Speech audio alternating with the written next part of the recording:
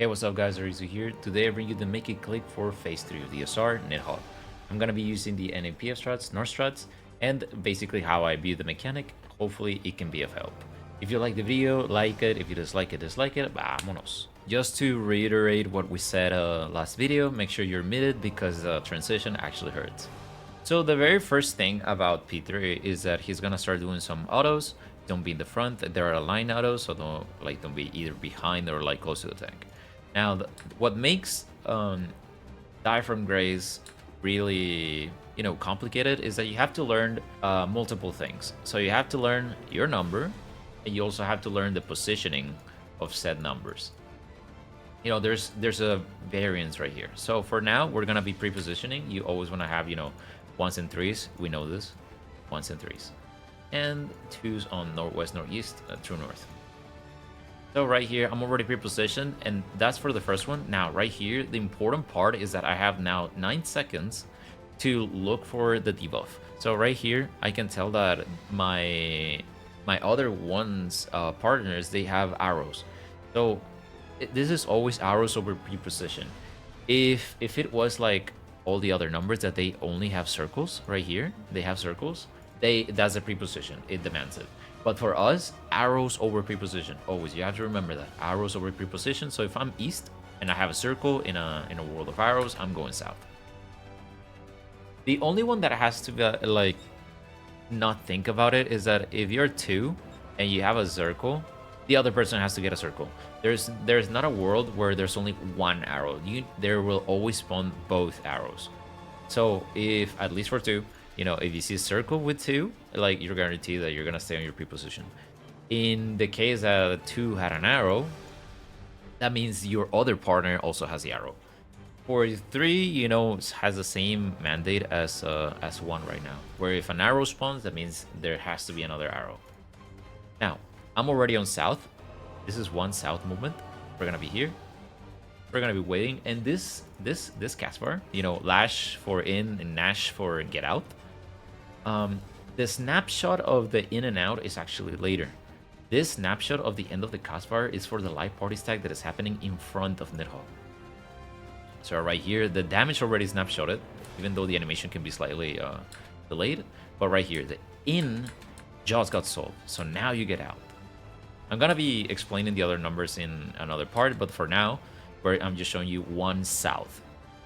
So for one south, I placed my tower, I did the in and out, and I'm just chilling north. I'm chilling north. I don't care what's happening because I am one south. I'm chilling, and now I'm gonna go and take the 3 tower on the south side of Nidhogg. And again, we're gonna be respecting the Nash and Lash. Remember that the cast bar is for the live party. And as soon as the cast bar is done, I can start moving. I start moving. I stay moving on the outside, waiting for the animation to go through. Animation goes through, I go in, I take my tower. And then you wait for the animation, goes out. You cross directly. You also have to be mindful that your tower is already telling you exactly where the Gerskogul is gonna get baited, because they get baited by proximity. So the middle of the hitbox of the ad is this big, and you have the pillar right here to be standing. So my goal is to cross. If it's gonna be out later, it's gonna be doing this. I want to point it out. So if I'm going from out towards in, then I have to move out. So this is in. I cross that pillar slightly, guaranteeing that the Gerskogul goes out. Either you can see the Gerskogul getting starting the cast bar, or you see the lands racing. Once the lance races, you can actually you can think that, okay, it's snapshotted, because usually when they land, there's a little bit of a leeway to see that the lance is actually down until the snapshot happens. So right here, the lance is down, he moves his hands up, if you saw that. So now after this, he's gonna do 2 autos into Drachenlance. This is real quick, just don't beam its frontal clone. And if you're ranged, you can pretty much outrange it. As you can see, my white mages over here, they're standing pretty much close to their marker over here. They can outrange it. It's fine. And then, before I go into Enum towers, let me explain the other numbers. Now, let's look at it through another perspective. What if I'm one on the side? In this case, I'm gonna go in pre-position. I'm on the east side or right side, however you want to call it. I look at it and I see that all my other ones have, you know, circles. So basically, my pre-position remains. For 3 though, they have arrows. So arrows over pre-position for 3. For me as a 1, I'm right here. You can also use this bod or this part of movement if I was, you know, up arrow, because it's the same movement because I'm gonna be here at east. So both work for this.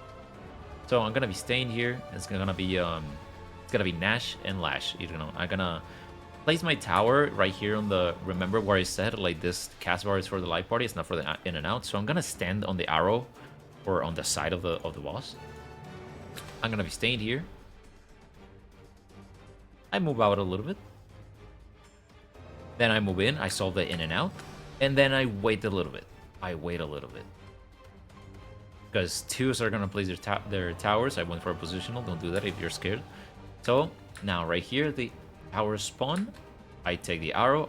If 2 position it correctly, you can max melee this, and you're gonna guarantee that the Gerskogul appears out. I see the lance is going up, that means it's snapshotted, I move.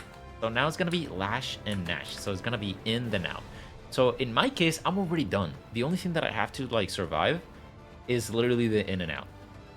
The basic gist of this is that for 1s and 3s, they have to get their tower. They have to take a tower. They have to place their tower. They have to take the tower of another one and bait it. And they have to take 1 light party stack. For 2s, I'm gonna explain it later, but they have a slight difference, just a slight difference.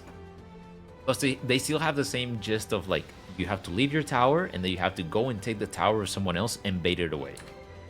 So right here, it's going to be in. I'm already in. You can already be pre-positioned, you know, literally right here. You can be pre-positioned right there for the light party stack. I go out and then I just wait. I wait and then that's it. 1, 2 autos and then we're done. 1 south and 1 side will already cover through that side. Now, 1 down arrow. I'm gonna try and get a footage of this, but like they are literally doing the same thing that I did right here on east. They're gonna do it on west, except that whenever they have down arrow, they have to be looking to the outside at west, and they just do literally the same movement. But instead of taking the tower from this side, from northeast, they're gonna take the tower from the other side.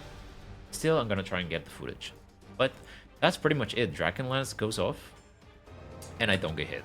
Now, in this case, I have the number 2. I go up. I see that I can already pre-position towards the northeast side. I'm going for a positional. Don't worry about that. And then right here, I have a circle. That means I'm guaranteed that my pre-position where I'm at, it is what it actually is. Because if there was an arrow, and for example, if I had the up arrow in this scenario, I would stay here because, you know, even though it's arrow over pre-position, 1 arrow, up arrow has to stand on the northeast side and then look at, you know, west. If you had a down arrow, they would be looking towards west, so their towers go behind them.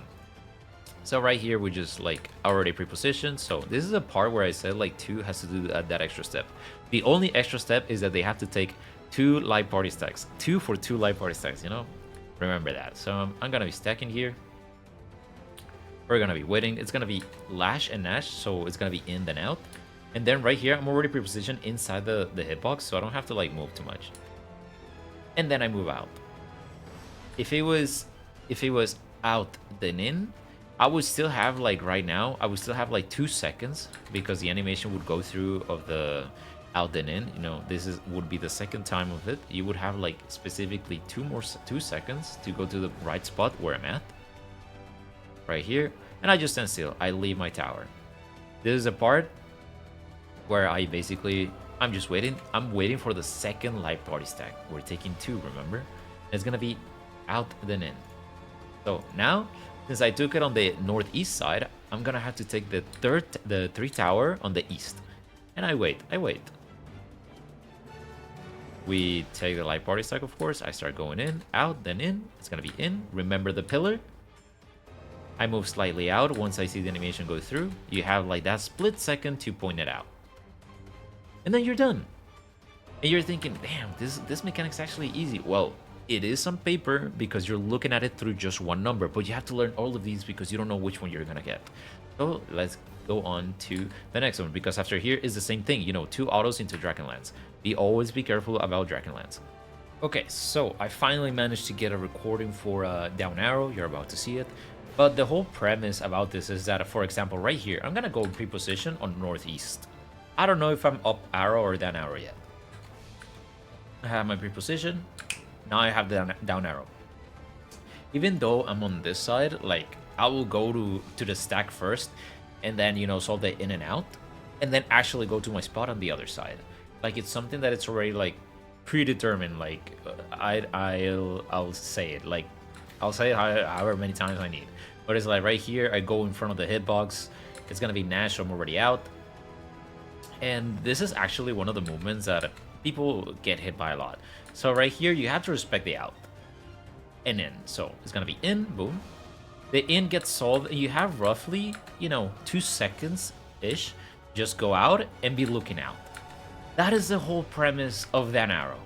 And it applies for number 1, 2, and 3. It's just like it differentiates when you're resolving it. So for me, in my case, as a 2 down arrow, as you see, actually, this is my tower because I'm down arrow. Whoever was up arrow, they placed themselves around here instead of like close to this line right here. You can see this line of squares, and you can stand pretty much like barely on the outside if you want to, but it's like where I stood, which was around here, slightly outside. He placed my tower slightly on the outside over here, as you can see by the middle pillar. So the other person placed it a little bit farther away from them, but you know, just be careful with that because it can do it can catch people off guard. So right here, the party that is like right here in the north of the boss, like they just evade those towers and boom, that's it. For now, I'm still not done. Remember how I said that 2 has to take 2 light party stacks? I already took 1. This is the second one. I already placed my tower. The only thing that is left is taking somebody else's tower and bait at that specific clone. I take this tower, and as soon as I see the animation go off of the in and out, of the in this case, I'll get close to the clone, make sure that it's looking at me, and lances up, I move. And as a side note, I'm gonna be showing real quick the what I do for Drachenlance right here, which at least at this specific distance, it wouldn't hit me anyway. Like, I always go here as a range. But for now, let me pause this. Now, let's look at number 3 footage. So, I go for a pre-position, and then I look. Okay, I have up arrow, you know? Up arrow, I'm already here on the east side, looking towards west, and I'm done. I'm already pre-positioned for up arrow. In the case of, you know, right here, the Astra would need to, like, be on the west side. But they're not gonna run and then do a pre-position here or something. They're pre-positioned right here south, but they have to go take the stack first, and then they're gonna go towards the west side because they have the down arrow. So like, even though your pre-position was there, you literally have to go for the next step, which is a Lash and Nash, which is the light party stack. So I already know I had a pre-position that was east. I'm gonna remain on east because it's gonna do a light party stack in a little bit right here. So it's gonna do a light party stack, and as you can see, like the 3s, wait, right here, they had to come here. They had to come here, regardless of where they were pre-positioned. They had to come here with us. So it's gonna be in the now. Right here, it's gonna be in. I'm gonna go towards my spot. I'm already in my spot. As you can see, the healer already went to their west side, and the Picto's gonna go there in a little bit with Smudge. So they're already on their tower. You know, they did the change. But they didn't need to like go and like start jumping or tell them. No, it's something that is known. The arrow will go over pre-position. I don't... sorry if I'm repeating it too much, but like I'm trying to like make it as clear as possible that the arrow, you don't have to like retell someone that, hey, like I have the arrow, look at me, I'm jumping. No. Like it is known. So right here, we take the tower. And just to like be safe, as you saw the position of my tower, it was a little bit I wouldn't say scuff, but like sometimes the arrows are sometimes the towers are not perfectly positioned, but like you still want to take them.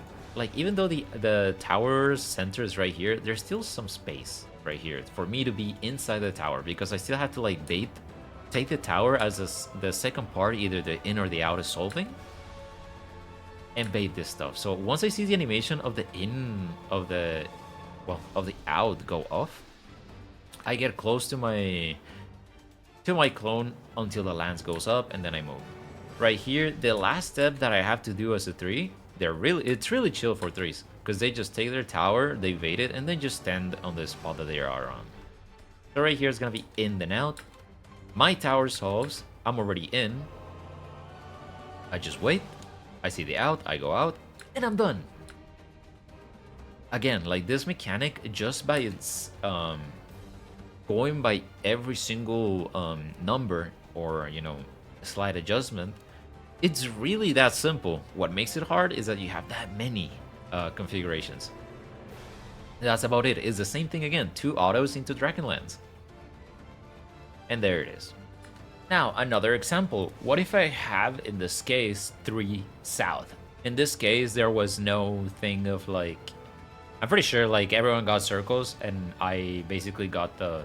I had 3 and I went down south. Yes, as you can see, every one of 3 has circles. I stay here, you know, south. But that is for whenever I'm about to take it. The thing about 3 is that they have it a little bit backwards. They're not gonna place their tower first like 1 is doing it. They have the opposite actually. So what they're gonna do is they're gonna take the tower first. All of 3 is gonna take their tower first in this one, and then they're going to, you know, bait the clone, and then they're just gonna chill. 3 is actually the chillest in my opinion, because they basically sold everything just by staying there. You'll see what I mean. So right now the light party stack is about to go off. It's gonna be Nash, so it's get out. I'm already out. You know, I press sprint just because, but I don't really need to. Like, you can just like, as soon as you move, the cast bar is done, respecting the in and out, you can make this. You know, as you can see, like I had a lot of time to actually get in. It's gonna be in. I take the tower, see the animation, I go out to bait it, and it's done. You see, now don't whenever you get like more experienced players, there'll be players like, you know, like this really right here, but they're really close, but they're not close enough to the tower to actually bait it. This is why I always reiterate that, like, you see the pillar of your tower, try to get as close as you can without getting clipped, so you can actually guarantee the Gerskogul to go, you know, away from the party. So right here it happens, you know, I baited away, and now I'm just chilling.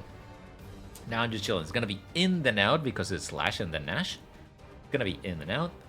I just place my tower. Boom. It's in. I move. And I go out. And I'm done. Like, that was it. Like, even if I die in that process, I already did the 3 crucial things of, like, placing my tower, taking the tower of someone else, and baiting the clone. So, and I already took the light party stack that was at the beginning. And that's pretty much it from like 3 south. Now let me show you a specific one, because I think I did not mention. I mentioned it as when I was talking about 1 east, you know, as how west should move. So in this time around, this is footage from when I got 3 and I went west. So this is what I wanted. Even though all of 3 has circles, you know, like, we don't think about arrows because of course arrows over pre-position, but there's no arrows pre-position. I'm west. Right here, imagine that I'm 3 down arrow. This can also happen with just a slight difference. The movement is still the same. So like, I'm already pre-positioned going towards that west side. So I go north to the stack. It's gonna be out then in because it's natural lash. Remember, you can be any of the 2. I stay out. I chill. You know, chilling. I go in, take my tower. I see the animation of the since it was out then in. I see the animation of like the in go off. I can now move out and bait it. And then I just ran through. I ran through it, make sure I don't get clipped by anything, by my own clone. If I get clipped by another, like for example, if like this tower actually hit me, that's actually, that's actually their fault, because they're not supposed to hit anyone. Like, they're supposed to, you know, be hitting on the line of squares that I mentioned, this line of squares, just to like, reiterate. I don't know how to make a straight line, holy shit. But like this line of squares, that one. Anyway, so right here is gonna be out and in. The only difference, if I had down arrow right here, it would be that by the time that my debuff or the cast bar, whichever you want to use, because both end at the same time, it would be like I would be looking west. And I would be respecting the GCD, because if I do a GCD, I have to look at the boss, so it would turn me around. And you don't want that, so you have to respect the GCD. And that's the only difference if you have down arrow. That's literally the only difference. Like right here, I would have been looking back, then I would look at the boss. So, you know, right here, it's out, then in, and then it's done. I'm done. 3's done. And that was as chill as it could have been. So, now, on to the next one. Now, as a tank, as a tank or melee, actually. So, well, I'm gonna talk about the tank mids a little bit, but if you're a tank or a melee, you're gonna, well, pretty much for everyone, they're gonna go to their original. If you remember your original meteor spot, your tower is gonna be clockwise to it. That's for the pre-position of the towers. Right here, I'm on southwest, thinking about my pre-position of the tower. But I'm not gonna stay in this tower because there's only for one person. Because the amount of towers in this one is gonna be for 8 people always. So you can have a world where it's like one, there's 2 tower here, and then there's a 4 tower here. It can happen, you know. The game will make it so there's always 8, 4 towers for 8 people, Enum towers. And basically, the basic premise is that you're, as a tank or melee, you're always staying on your tower if there's 2 or more pillars in it, meaning it requires more than 2 people. So you're just gonna stay here, right? But the range is guaranteed to stay. So if you're a range, you see the pillar, if you see just one pillar, you stand slightly behind it, because you're gonna automatically bait out the gear school. You don't have to move too much. The only issue range have about this is like if a tether spawns on them.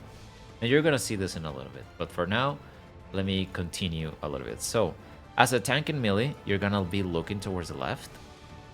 First to see like, okay, if this one has more than 2, I go there. If it was like, you know, if there's only 2, a tower of 2, or, you know, 1, I don't go there.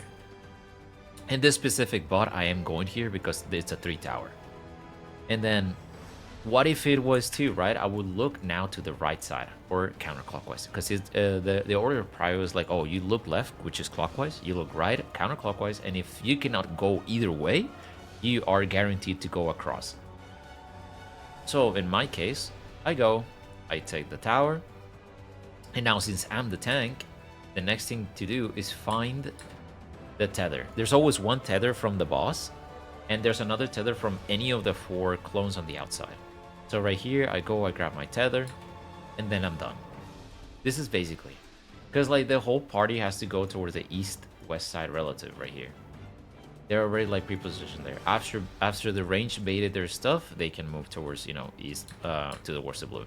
After this, it's a 2-minute window. He's just doing autos, and he's gonna do a guaranteed Drachenlance in south, so you're always safe, you know, east-west. Your tank can also just like literally pre-position right here and make the autos go south, so he doesn't have to turn around, and it's actually safe to go for the positionals right here. Now, let me talk a little bit about the timing of set mid real quick, because usually you would just imbalnate if it allows you in the DSR mid, but usually one of the tanks is gonna have to mid it. So you can press your rampart when the Drachenlance is doing it, or when it's finishing. I'm doing it at the finish because, you know, I just want to like have a little bit more leeway. Then I get to my tower, I press my 30% because it's 15 seconds. They're actually synced right now, as you can see. I go for the last one. I take my, as I'm going to take my tether, I press my other like small middays because they're 10 seconds. And then I press my last one, which is my TVM. And as I'm in my spot, that's it. Usually, as a tank, I want to end up either north or south, because the other tank that has a boss tether, they just can be middle of the arena. It's fine. But for me, it's like, okay, like this clone is on the south side, I go south. Because the party, as I said, they have to go to the side, so you're done. Boom. You're done right here, boom. You explode, that's it. You live. Now, let me show you just a little bit of how it looks as a DPS. It's gonna be casting Drachenlance. Since I'm the melee 2 that is on Live Party 2, I'm gonna go towards the east side and then clockwise a little bit, so I'm right here. And again, the same Prio system. It's like, I see one tower, I look to my left, oh, I cannot go there because it's just one pillar. I look to my right, there's a 3-person pillar. It's like, okay, I'm going here. So I move. And then after this, I'm gonna go back towards, towards a blue marker, which they are on the east and west side. And then basically just stand here. Now for the range, this is a specific stuff. You remember how I said the range can just stand still to bait it? Well, here happened two things. So this person over here, their clone has a tether, but it's not attached to them automatically. So the only thing they need to do is go towards blue. This person right here, their clone does not have a tether, but they did get a tether. Do not panic. You don't have to panic. You literally just bait your clone and you go towards blue. By doing this movement, you facilitate the tanks to go and grab the tether. You're gonna see it right here. They go, they bait it, the lance is up, the healer hasn't moved, they didn't panic. And the range from southwest, they just casually and calmly just move towards the blue marker. Everyone else already baited their Gerskogul. They move. Both tanks easily went and grabbed the tether. And they're doing some shenanigans. Holy stuff. No one died, by the way. Holy. But, usually that would be the thing. Where, like, they just go grab the tether and they live. Now, I want to show the POV from a range perspective for the Enum Tower. So right here, this is the end of Die from Grace. So it's gonna do the 2 autos. It already did the 2 autos. I do Nero is doing Drachenlance. I go right here to the inner cardinal, and as you can see, like, even though I'm on the actual spot that is the farthest, like, I still have like this amount of space that I don't get hit if I just go near the marker. So right here, I just let it go do that. I move in because it's already done, and I see my tower right here. So it's like the very first thing what I said about range, they literally find the pillar or the middle of the tower, because it could be like this on my right side right here. Like, you can be standing over here in the middle, but like, of course, a little bit more towards away from the tower. So like, actually baited away from the party. So right here, 2 things are gonna happen. So the tether spawned, and is a tether from another tower. And pay attention to 2 things. First is that this healer knows they don't have to bait anything, so they will immediately go towards their respective blue marker side, which is west in this case. For me, I'm on east. Even though I have the tether from the clone, I'm not moving because I know I have to bait my clone. So I'm just chilling. And once I'm done, baiting it, the only thing I need to do, even if I have the tether, like, I don't panic. If you panic, you lose. So I'm baiting this stuff, and then I go blue. Chill. Like, the tether will get taken from me by the tank. So right here, I'm going towards blue, and boom, the tank went and took it. It's that, it's that straightforward. Like, it sounds like I'm probably talking about a lot of like probably when you first see it the first time, you're gonna be like overwhelmed, like, oh my god, I have a tether, I have to do this. Like, chill out. Most of this stuff gets solved just by like looking at what you need to do with your own clone. If you get targeted, like in my case, by another, like, something else, like in the tether, like either the boss tether or the tower tether, which can appear in a cardinal. Again, I'm gonna reiterate this. Like, just chill. Know that you have your own tempo, you're baiting your stuff, you're going towards blue, you're not getting hit, and everything gets solved. And it's that, you just have to respect that, And that's pretty much it from this range POV. Let's just see one more example as, as if you need to adjust. So, right here, 1-person tower on my on my inner cardinal. I look to my side, I see there's a 3-people tower. I go there. I don't have to look left or across, it's already covered. So I go there. You have to trust the system. Because as you can see right here, also my tank is moving. But like, if you remember their Prio system, they look left and there's a 1 tower, so they don't go there. They look to their right and there's a 3-person tower, so they cover that. You see how it covers every single scenario, so it's pretty much that way. So they go and take it. I go to blue. You can see the healer right here. This is the clone that has a tank tether. Like, they're just standing there. They're not panicking. But as soon as they see their clone has a tether, they can immediately move. Nothing happens. They are baiting it, they're evading it, they're evading it. And as soon as it snapshots the Garrett Google, you know, they move. You have time. And the tanks, they go to where they want, you know. North-south is basically it's basically safe for them. Like basically all of this lane is basically for them, you know. So don't be near that. Just be on a blue marker. If you die on a blue marker by a tank, it's their fault, by the way. But anyway, after that 2-minute window, and you know, make sure the boss dies. They pointed south, so like it's already a guaranteed south cleave. So it's you know, just keep it here. Nothing else. Then after this, you start seeing before, and I'll see you guys on the next video about that.